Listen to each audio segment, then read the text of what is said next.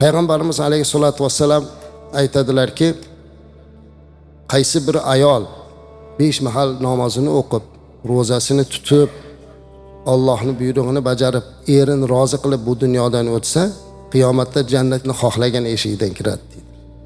Endi yigitlarimiz mana shu narsani ba'zan biz nikohlarda muhtaram imom domlalarimiz mavizalar qilganda, shu ayolni haqqida erini rozi qilmasangiz jannatga kirmaysiz, siz jannatga kirish uchun erini rozi qilishingiz kerak ekan desa, yigitlarimiz shuni suiiste'mol qilib, ha, demak hamma narsa menda ekan, hatto ayolimni jannatga kirish kaliti ham meni qo'limda ekan deb o'ylayaptilar.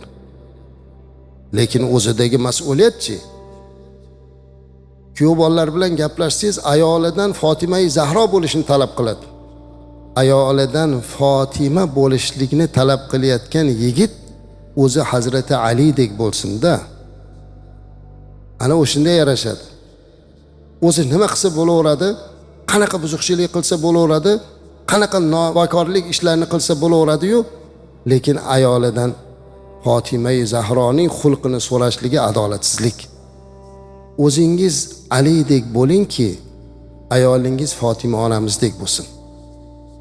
Payg'ambarimiz alayhissalatu vassalam Hadicha onamizga juda katta muhabbat qilganlar azizlar.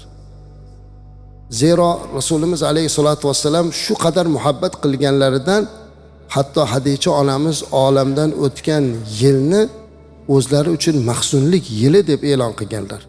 Xafalik yili deganlar. Shundan o'rnak olgan har bir oila a'zosi oilani mustahkamligi uchun harakat qilishligi, ularni bir-birlari bilan munosabatlarda yaxshiliklarni ko'paytirib turishliklari kerak.